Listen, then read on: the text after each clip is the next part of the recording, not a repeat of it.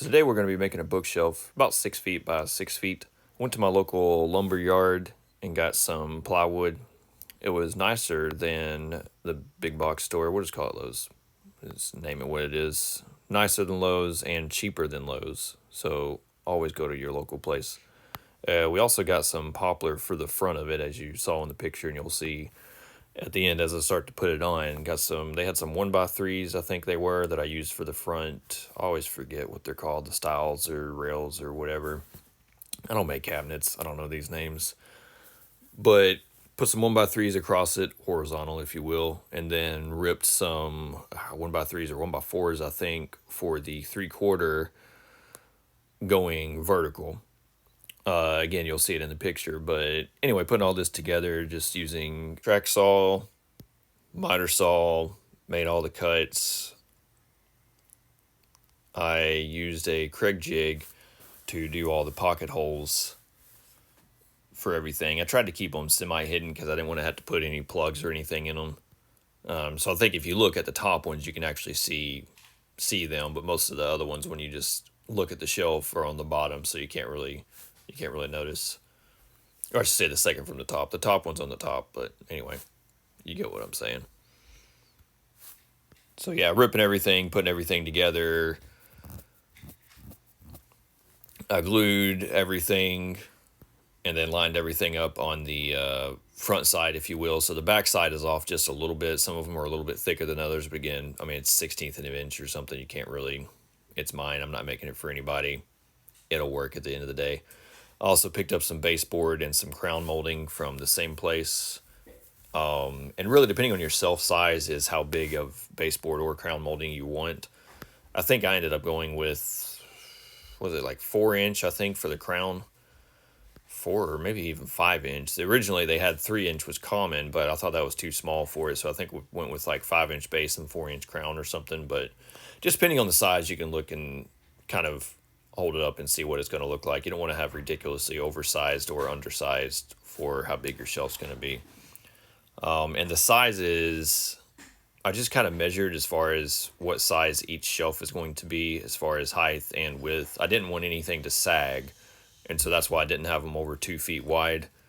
And they probably could have gone a little bit more, but it just ended up working out being 6 foot. I just made everything 2 foot wide.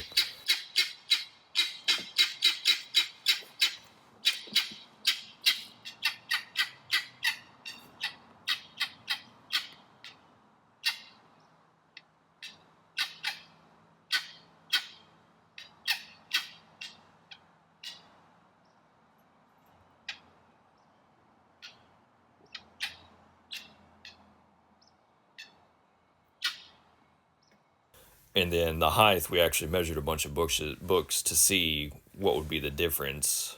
And that's how I decided on what height to have everything. So I started using a pin nailer to attach the fascia and everything together. And of course, glue as well, pin nailer just to hold it. But I haven't used a pin nailer a bunch, and they're just not great for thicker stuff. All this is 3/4 inch for the poplar, and it just goes sideways once it starts to go in. So anyway, I just got out my 18 gauge and just shot it, and then we ended up filling the holes with some wood putty and sanding it down. And again, it's for me. I don't care how it looks. It's a bookshelf, and it works as a bookshelf to hold books. So we ended up using that, like I said, 18 gauge, gluing everything, hold it together. I let the glue dry overnight before I did anything to it. I think I just let it sit there. I didn't want to move it or anything, so I let it dry overnight. Then the next day I turned it up and put it on the ground and then started staining it with I went through a bunch of different options between wood sealers and polyurethane and everything, and I didn't really, I've used poly before, I've used some other stuff before, and I don't really love the idea of any of that. I just don't remember any of it working out good for what I wanted to do with this. In other words, I didn't want it to chip, I didn't want it to smell also like crazy. So I ended up using Danish oil. It actually was really easy to use. It still smelled because the wood wasn't 100% dry, and it was also took a while to degas, but it wasn't horrible.